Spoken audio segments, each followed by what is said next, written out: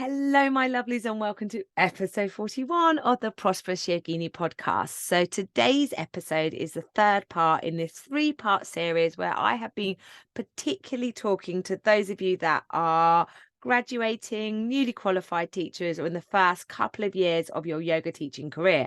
That said, the advice in these last three podcast episodes, I'm sure, will have been useful to all of you.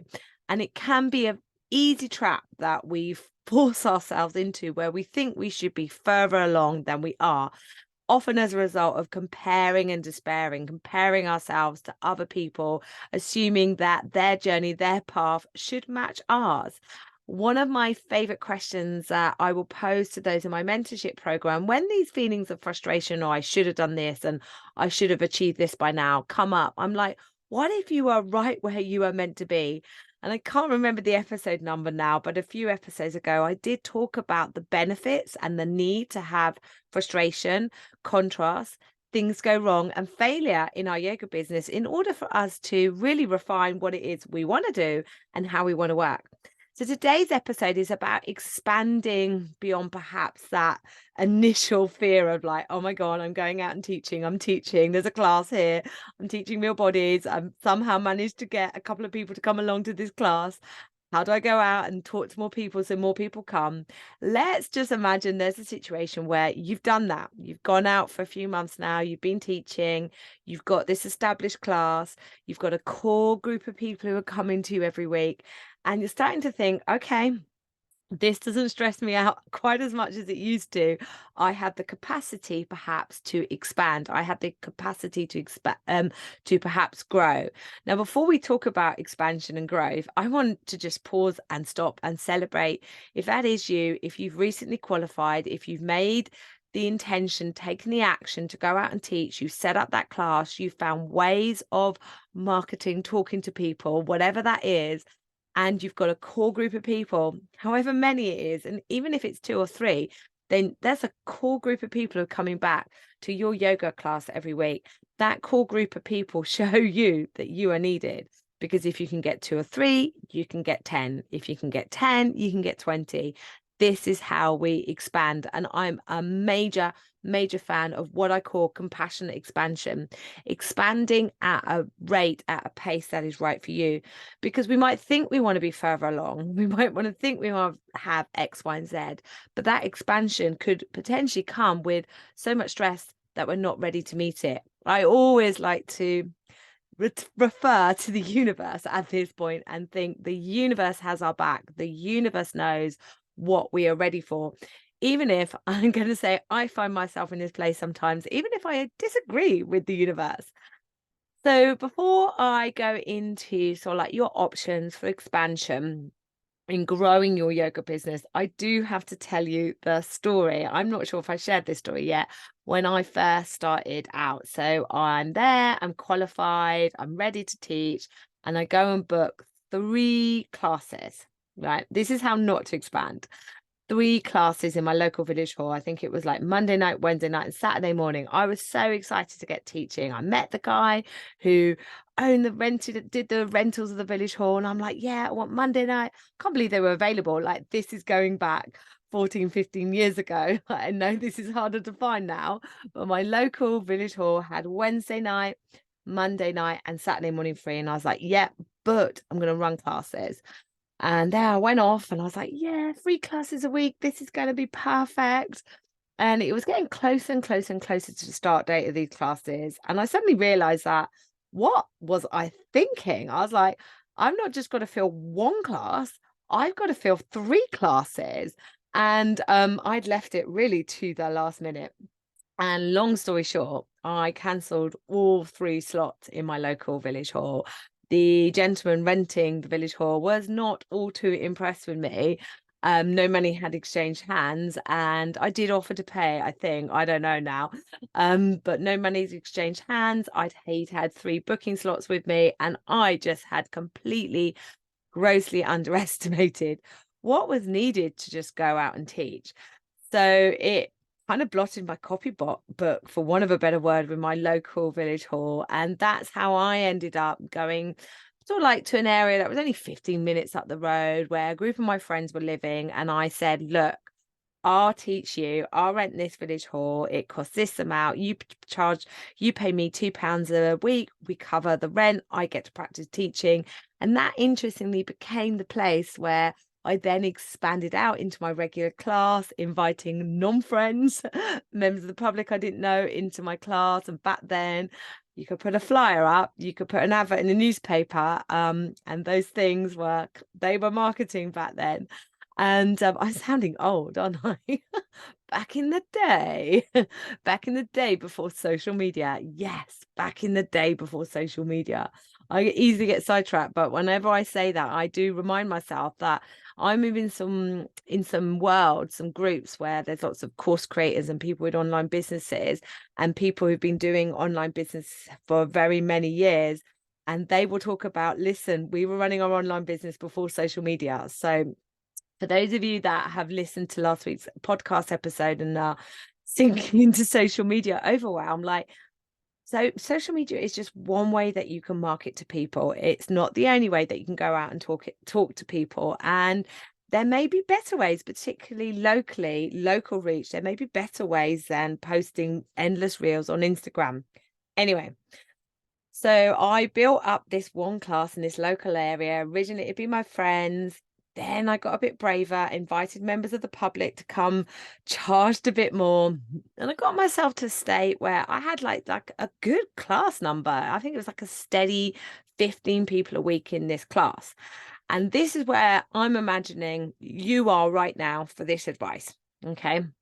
That you're like, yeah, I've got my vibe as it is. I've got my vibe. I know how I teach, how I want to teach, how I like to teach, and I'm honoring that. And that vibe has attracted my tribe, these group of people that come every week, like what I'm doing because they keep coming back. The majority of them keep coming back. Of course, there's a natural percentage of people that may not come back, may not like your class, may not come back for other reasons.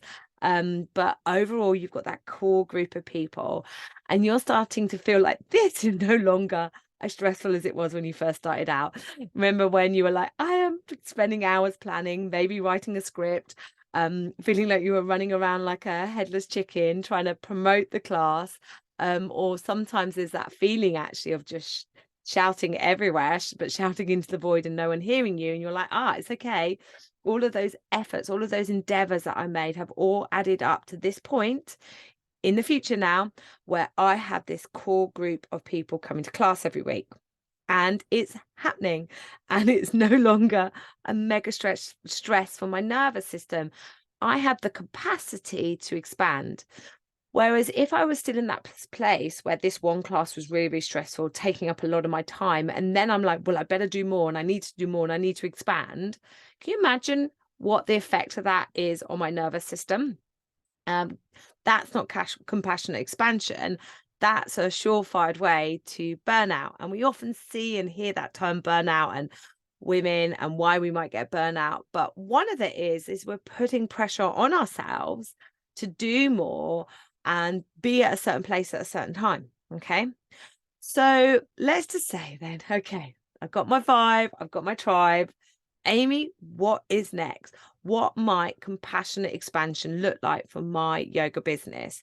Well, I want you, and I know I'm pretty sure I've discussed this. Yes, I know I have. Like, what's your why, right? Why are you doing this? I always feel like this is worth a revisit before anything new comes along. And I want to say you're thinking like, what should I do next? But the minute you set that energetic intention of, okay, I'm ready for a bit more, sometimes that will bring opportunities to you. Sometimes it's not always you going out and creating opportunities. Sometimes it's just energetically aligning yourself with the possibility that you've got the capacity to expand. You've got the capacity to do a bit more. And your why and how you want to work. What is, when you think about your yoga business, when you think of your role as a yoga teacher, what do you envisage yourself doing? And I'm not saying like, do you imagine yourself to be a full-time yoga teacher? That might be your goal and that might be your dream. And I'm all in if that's you, because me too. I've been a full-time yoga teacher for over 10 years now. It's longer than that. I'm so much older than I realize. I've been going like, I've been teaching for 12 years. And I realized the other day, I've been teaching for 14 years. I was like, oh no, I'm getting old. Anyway, enough on the age stuff, Amy. No. um so Compassion expansion. What am I talking about? I get so sidetracked with my age. Okay, so yeah, opportunities come your way, or maybe you create them. Okay, the universe will often send us stuff when we're energetically ready for it, when we're energetically in alignment for it. Okay, so there are, first of all, a whole multitude of ways that you can earn money as a yoga teacher. A whole multitude of ways. I'm going to rephrase that if you're like, well, I didn't get into being a yoga teacher to make money. I've just remembered what my previous train of thought was. I'll go back to it. I didn't get into yoga teaching to make money. No, none of us decided, none of us woke up one day and thought, right, I'm going to get really rich. I'm going to be a yoga teacher. No, we followed the hollering of our heart. We followed the passion to share the light that is yoga. Okay. But it's totally okay, remember, for you to receive the exchange of money for your gifts as a yoga teacher. So there's a whole multitude of ways that you can go out and make money as a yoga teacher. There's a whole multitude of ways that you can go out into the world and help people through the medium of yoga. Whatever it is, as I was saying a moment ago, before I got completely sidetracked by my age, you have that dream, that ambition, that goal to be that full-time yoga teacher, fully supporting yourself, teaching yoga, working in a way that lights you up. You don't want to be a full-time yoga teacher and not have any time for your yoga practice, for example. You don't want to be a full-time yoga teacher, self-employed, and not have any time to hang out with your kids or your family. Yeah. So it's going back to your why. Why am I doing this? And how do I want to work? Because that will help you with your expansion. That will help you call in opportunities that align with that why and how you want to work. That will help you say yes to the things that align with your why and how you want to work, and also say no. A little caveat though to that, I think I've said this before,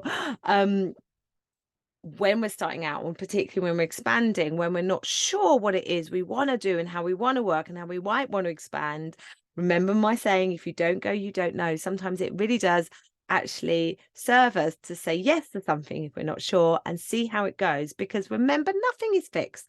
You can say yes to an opportunity, you can start a class, and if it's not working out, you can decide to stop.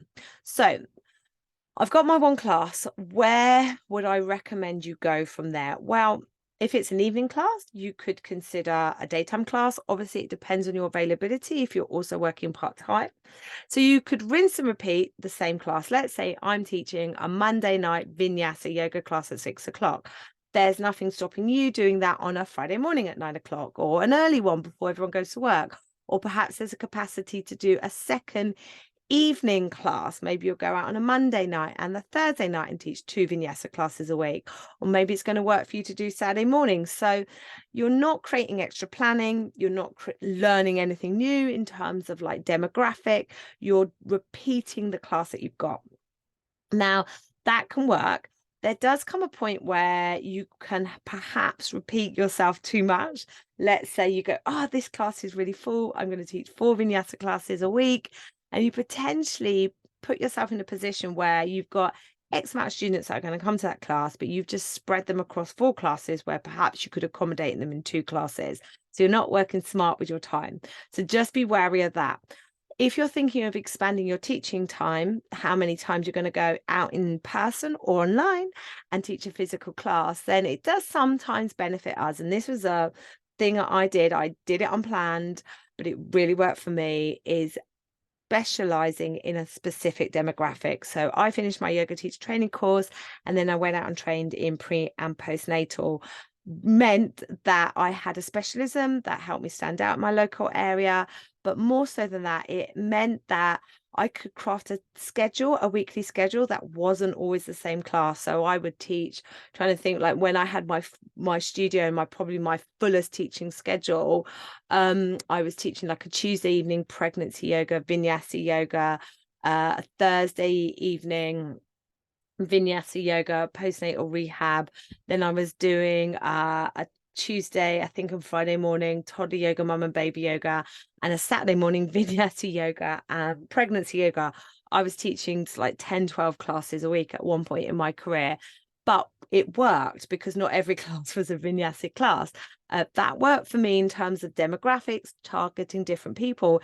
It also worked for me physically on my body because like there is a limit, and although you're not doing the yoga with your students, you will still be participating in the movement, demonstrating with them. So there is also that when you teach sort of like a range of classes to a range of students, that can work out well.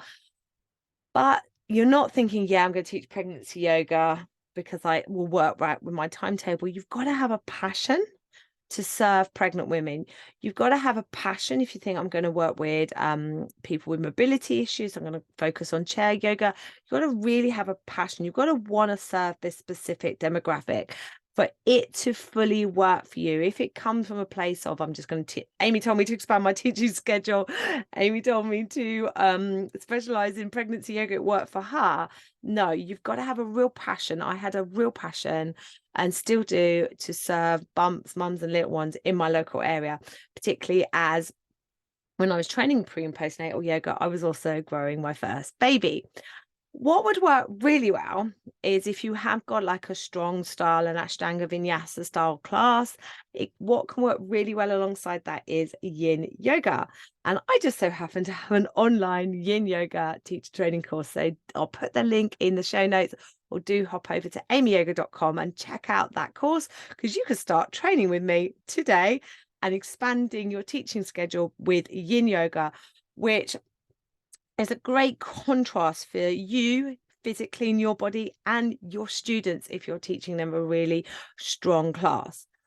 Then other ways that don't just involve us going out and teaching a weekly class, well, we could go and do one-to-ones. One-to-ones can work really well if you have a small audience, you enjoy working one-to-one. I definitely would say if you go down the route of working one-to-one, you want to be putting together a package. I often see this with one-to-one. I see people just charging a one-off rate. It's a bit flaky, like one-to-one, £40 an hour. And I'm like, no, you want to get people buying in blocks. You want to get them committing to a set amount of time to use these one-to-ones in, because transformation comes from them coming more regularly. Also, someone's coming to you one-to-one, the likelihood is they've got some extra therapeutic need. That means they're seeking out one-to-one yoga. That often comes with a little bit of extra planning, preparation, maybe even support in between the one-to-one. That should be 100% reflected in the price, and so often it isn't. Perhaps you're doing corporate. Are you going into your local offices? Like the other day, I was at this studio and it's just surrounded by workplaces and offices. And I was talking to the guy who owns the studio. And I'm like, look, you are surrounded by businesses that need yoga. Go out and talk to these businesses. One thing that works particularly well if you've got an established group coming to a regular class is offering a workshop, like a monthly workshop. We often charge a bit more for a workshop. They're often a specific topic. Now, if you're like, well, I don't know the topic of my workshop, what do you really love doing? Like if you were like, right, I've got 2 hours to share with people my favorite topic of yoga, arm balances, handstands, Patanjali's sutras, whatever it is, it does not have to be a strong physical practice. I, in the past, have done workshops on yoga for birth preparation. I've done couples pregnancy yoga. I have also done like a mini mums afternoon retreats. So retreats are another logical place that you can go, but retreats can be seen quite a big commitment. Like when you're like, I'm going to run a retreat, all of a sudden you're like committing to booking the retreat center, sorting out catering, before potentially taking in any money to run your retreat. So what can work is you take that model of that sort of like special, unique, luxury, immersive experience that is a retreat, and put it into a mini retreat, which could be a day or even half a day. And you're selling those half a day retreats to those people, but at your workshop, to those people that are coming to your regular classes. Then it could look like a dedicated course. Maybe it's a beginner's course. Maybe it's a back care course. Maybe it's a yoga for birth preparation. Again, what's your subject that you're really knowledgeable about, that you're really interested in? What would you really like to share with your students? Of course, you can go online. The options online are endless in terms of like creating a course, creating memberships. I think the caveat that with that is, yes, you can create all this stuff online, but don't forget you're also going to be needing to build an audience to sell that course too. But 100%, you may have a tribe of people coming to you in person. And one of the ladies in my mentorship program has had exactly this. She built up to 4 regular classes, but she's like, I don't want to teach in person any more than these 4 classes. But I've got some people asking for a bit more. I've got some people who can't make these classes. And I was like, let's start an online membership. Keep it really simple. 1 online class a week, some pre-recorded stuff. And it's worked really, really well for her. People that are coming to her in person are also coming to this online membership. And a few people who couldn't make the in-person classes have also joined her membership. So she was ready in terms of her stage of her teaching career and in stage of her audience. There's studio ownership, of course. And there's some other ones that I don't know really we think about that much, but you can work with charities and work into the voluntary sector. And I'm not talking about working for free. Charities can draw down funding to pay you to run courses. Or if you're feeling super brave, you can set up your own community interest company. Comes with a lot of paperwork and a lot of commitment. But you can use that to draw down funding and support causes that you feel passionately about and get paid for doing it. And there's also, I haven't done this, but someone was telling me about this the other month, Airbnb experiences where you can list yourself on Airbnb. So where I live in Cornwall, big tourist destination in the summer, and there's yoga teachers that are specifically selling classes, one-to-one classes experience into people who are coming down on holiday. I think that's a great idea. So the reality is, this is all great. All of this expansion is great when you're ready to meet it. And the first thing, I'm going to go right back to episode, if I get the episode numbers right, episode 39, which is how do I get better at teaching? You've got to go out and cut your craft as your teacher. As you cut your craft as a teacher, you establish your vibe, you establish your style of teaching. That vibe establishes your tribe. It is going to attract some people into your classes, some people into your community. Once you've got the rhythm of that, then you can begin to expand. If you're not sure, I've given you a load of ideas and you're still like, actually, that hasn't helped at all, Amy. I'm even more confused. Remember, if you don't go, you don't know. What does it hurt to try? What is, if you're not sure what's low risk, a workshop's low risk. You know, you've got to book a venue, right? Or a mini afternoon retreat is low risk. Putting together a one-to-one package like that, it doesn't cost you anything. That put it on your website, and then see if it sells. Obviously, you've got to make the effort to sell it. Go in and talk to a few local businesses and offer your services as a yoga teacher. But just as you've got a one-to-one package, I would have a corporate package. So there are some low risk offers you can put together that you can go out and sell, and see if there is interest in it. See if you're energetically behind it so it does sell. And then I go back to this point of the universe. Like, the universe will send us opportunities, people will come our way when we get energetically behind it. And that, I always think that's the real hard bit, particularly if you're in your place where you like, I want to be a full-time yoga teacher. I want to be, this is my main job. I want to be like self-sufficient, earning enough money to, you know, meet my needs, have some fun, have time for myself and my family. I want all of these things. But right now, I can't see how I'm going to get there at point A, where I am now, to point B. Okay. And let's imagine like point B is the top of the mountain and the mountain's in the clouds, right? So you don't even know where the end of this mountain is. But how would you get to the top of that mountain? How would you get to that peak above the clouds? One step at a time. And this is what compassionate expansion is. One step at a time. What's the next thing that I'm going to have a go at? I'm going to be playful. I'm going to be non-attached. I'm going to have fun. I'm going to see if this works. And when I say if it works, is it something that I want to do? Is it something that's well received? Is it something that people keep coming back and asking for more? And if it's a yes, I'll be like, yeah, I'm going to keep doing it. And if it's a no, I'm going to be, okay, I haven't failed. I'm not rubbish. I'm not meant to do this. None of that stuff. A massive learning experience from which you can grow from, and growth comes from those learning experiences. As much as like going out and getting it right, you also need to go out and get it wrong. All right, my darlings. So if you are a newly qualified yoga teacher, in the first few years of your teaching or coming to the end of your course, first of all, I just want to send you a huge amount of love. Like, it is not easy. This is such a vulnerable part of your career because you've got so much going on, as well as just like the getting to grips with teaching yoga. It's also starting your yoga business. And I have huge amount of respect for you. Well done for taking action and going out and doing it. The best thing you can do is keep listening to my podcast, join my mailing list, add your name to the wait list for my mentorship program. The doors to my 6-month mentorship program reopen end of May, early part of June.